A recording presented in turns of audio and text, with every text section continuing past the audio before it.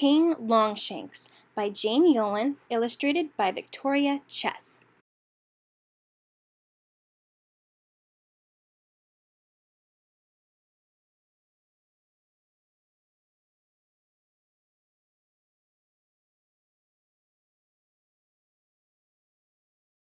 King Longshanks had very good legs and was a nice shade of green. Everyone said so, so it had to be true. The cook said it, the gardener said it, the butler, maid, and doorman said it. The lords-in-waiting said it, and the 2 visiting tailors said it too. Not once, but many times. "Fine legs," said the small tailor. "Fine long legs," said the tall tailor. "Fine long strong legs," they said together, "and a very nice shade of green." So when the 2 tailors added, "We just have the thing to show off those fine, long, strong legs, your majesty," King Longshanks ordered, "Tell me." So they did. The small tailor stretched a very thing to make himself taller, and the tall tailor squatted very low to make himself smaller. Then they whispered simultaneously at the same time into King Longshanks' ears. "The cloth is green, the cloth is blue, the very shade that's right for you. The cloth is blue, the cloth is red, to match the jewel inside your head. The cloth is red, the cloth is gold, and only the true and good and honest and smart and loyal can it behold."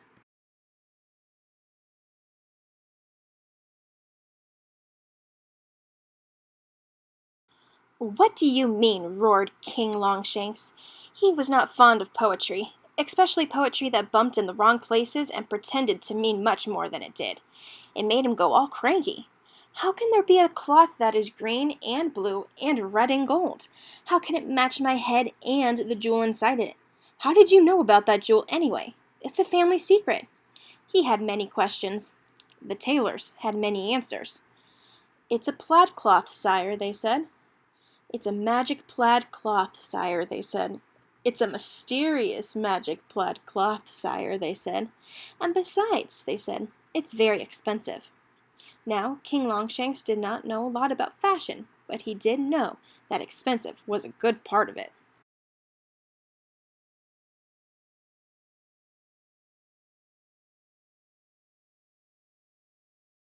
"Show me," he ordered. So the 2 tailors held their hands out, first wide apart, then close together. "What do you think?" they asked. Since there appeared to be nothing between their hands but air, King Longshanks did not know what to think. So he did what he always did when he wanted to pretend he understood something and didn't. He looked at the ceiling, hummed his favorite pond tune, and waited for a passing fly. Kazak! He caught the fly with his tongue. He looked back at the tailors with a seriously informed expression.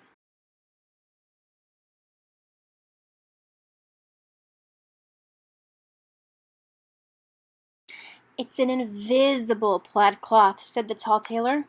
"Only someone who is true, good, honest, and smart can see the cloth," added the small tailor. "And loyal," reminded the tall tailor. "No one can question my loyalty," said King Longshanks, "since it is loyalty to me."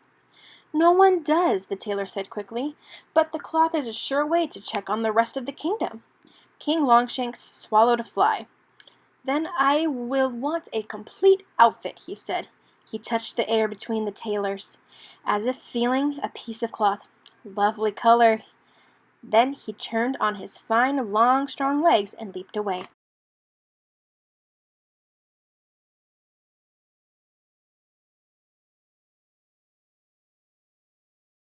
The tailor spent many hours sewing their invisible cloth. The small tailor sewed large stitches. The tall tailor sewed tiny stitches. They cut and shaped and measured and cut again. "Mother," said the princess one day as she watched them work, "there is nothing there. No cloth, no coat, no—" "Hush," said the queen, "or your father will think you disloyal. Eat your flies." "Mother," said the prince, "there really is nothing there. No pants, no socks, no—" "Double hush," said the queen. "Loyalty begins at home. Your bugs are getting cold."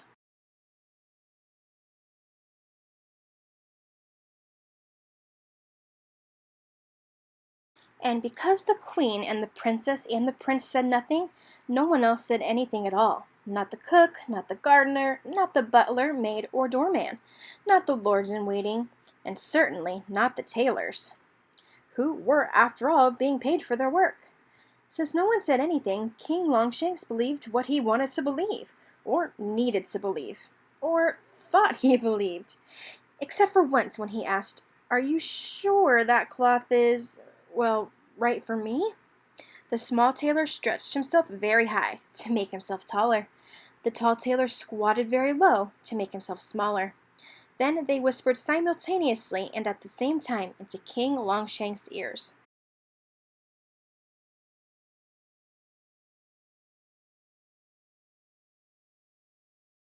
The cloth is short, the cloth is long. For you, it's right, another wrong. The cloth is narrow, the cloth is wide, so you can wear your clothes with pride. The cloth is thick, the cloth is thin, and only the true and good and honest and smart and loyal. I know, interrupted King Longshanks, because he hated their poetry. Besides, he didn't want them to suspect he couldn't see anything. 'Cause he ate another fly hastily and felt exceedingly cranky.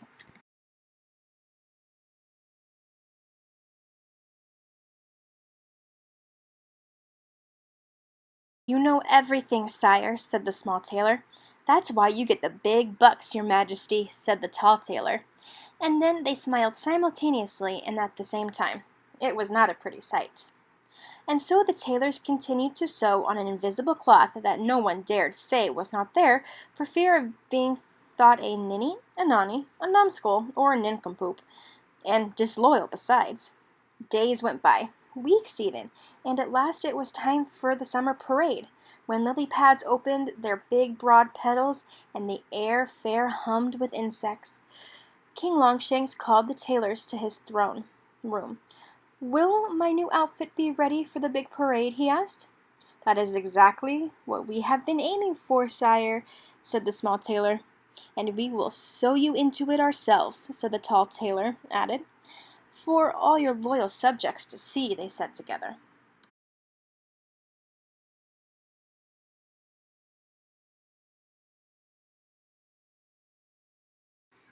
And on the morning of the parade, the two tailors, their hands full of invisible cloth, dressed the kings themselves. First, they put on his invisible shirt, then his invisible shorts, then his invisible jacket and cloak and socks and shoes. "We have a hat as well, your majesty," they said. "I will wear my crown," King Longshanks said, "so my loyal subjects will know me." They brought him the royal mirror. King Longshanks stared and stared. "Totally majestic," said the tall tailor. "Riveting," said the small tailor, and they laughed secretly behind their hands simultaneously at the same time.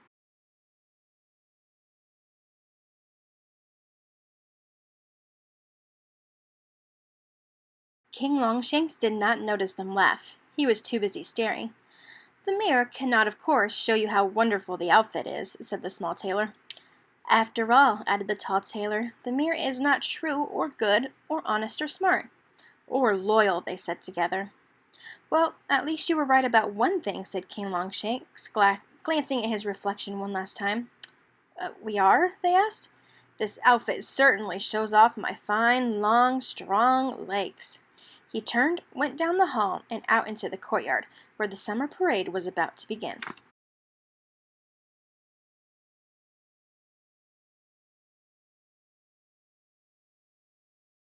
The queen and prince and princess were waiting there, dressed in their finery. The cook and the gardener were there as well, and so were the butler, maid, and doorman, and all the lords in waiting.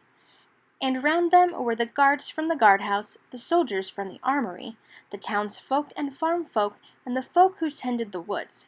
In fact, everyone from the entire kingdom was there, waiting to walk in the parade that wound down from the palace to the pond, where the king would declare the opening of summer. Only the two tailors were missing.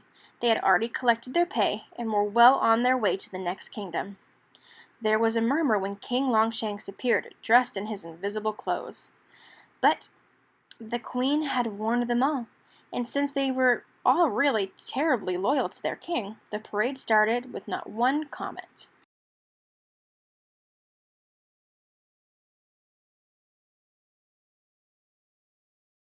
The parade was halfway to the pond when a little Tad spoke up. "Mama," she said, "Papa, look at the king. He has no—" "Hush," her Mama and Papa said.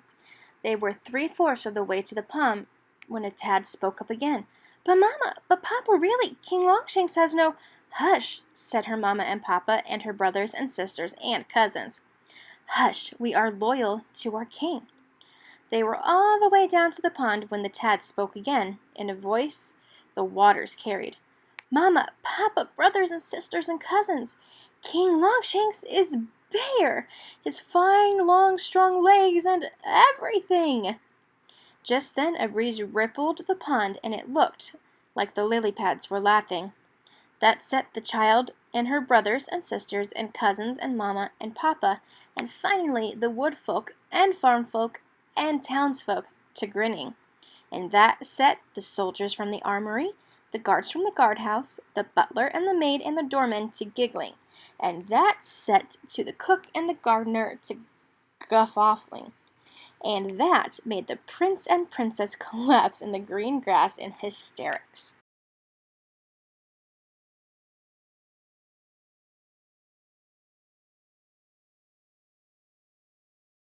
Only the queen was somber. Silently, she tore off a piece of her own beautiful gown and covered King Longshanks' legs with it, for she was the most loyal of them all. As to the tailors, they never entered that particular kingdom again with their magic cloth, but they played the same trick on 101 other kings and emperors around the world. You may have heard of them. However, none of these 101 other kings and emperors had legs nearly as good or as fine or long or strong or green as King Longshanks. Of that I am sure.